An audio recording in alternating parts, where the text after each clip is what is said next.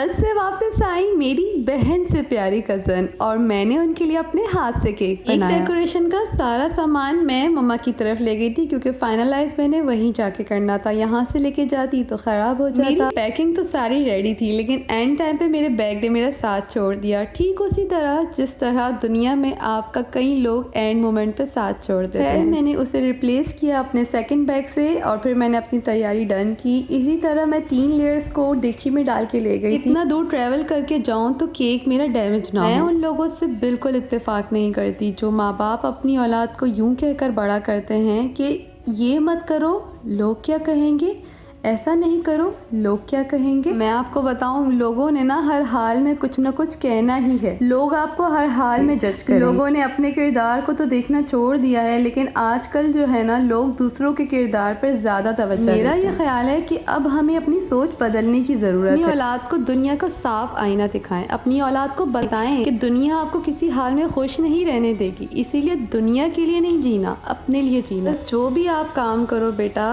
अपने रब को राजी करने के लिए करो। ये सोच कर करो कि क्या इस काम से आपका रब तो नहीं नाराज हो रहा, क्या ये काम आपको आपके अल्लाह से तो नहीं दूर कर रहा। अगर ऐसा नहीं है तो फिर आप बेधड़क होकर वो काम स्टैंडर्ड इस दुनिया को बिल्कुल मत बनाओ। हाँ हुकूकुल इबाद मत लेकिन दुनिया को अपने ऊपर इतना हावी मत कर लो दुनिया तुम पर जुल्म करे और तुम चुप करके सहते रहो। आई एम सॉरी लेकिन आजकल दुनिया का ये हाल है कि अगर आप किसी की मुनाफकत पहचान या किसी का दो रुखा चेहरा आपके सामने वाजे हो जाए तो आप अपना किरदार ना गिराते हुए सिर्फ खामोशी इख्तियार तो भी आपको 4 लोगों के सामने डिस्कस किया जाता है कि इसमें तो बहुत एटीट्यूड है, किसी से बात ही नहीं करती, इसके तो मिजाज ही नहीं मिलते। और मजे की बात तो ये कि सामने वाला सारी बातों को सच मान लेता है जबकि किसी ने भी ये नहीं सोचना second part of the story क्या है। किसी ने जानने की कोशिश भी नहीं करनी और आप पर बुरे किरदार का ठप्पा लगा दिया जाएगा। तो क्यों आप अपनी औलाद को ये नहीं समझाते कि ऐसी दुनिया के बारे में बिल्कुल नहीं सोचना, परवाह ही नहीं करनी। यहाँ मेरी केक की क्रम कोटिंग कंप्लीट थी। मम्मा के हाथ का सूजी का हलवा, 7 देसी घी के खस्ता खस्ता पराठे, जवाब ही नहीं। थोड़ी देर केक को रेस्ट देने के बाद मैं दोबारा प्रिपरेशन करने आई तो ये देखें मेरे बच्चों ने ना सारी गोल्ड फ्लेक्स हवा में उड़ा दी थी और अब सॉरी कह रहे थे। केक की मैंने फाइनल कोटिंग शुरू कर दी थी तो मैं ये कह रही थी कि आपने अपनी औलाद को एक बात जरूर समझानी। 4 लोग हैं, उन्होंने 4 बातें तो करनी ही अपने किरदार की करेक्शन आपने सिर्फ अपने अल्लाह के लिए करनी है, इन 4 लोगों के लिए नहीं। क्योंकि आप कितना भी प्रॉपर करें 100% भी दे देंगे आप तो दुनिया ने तो कभी राजी और खुश नहीं होना। मैंने केक के लिए गोल्डन ड्रिपिंग रेडी की थी, same amount of golden dust, powder sugar and edible oil. और ये देखें इसका फाइनल मैंने फाइनल डेकोरेट किया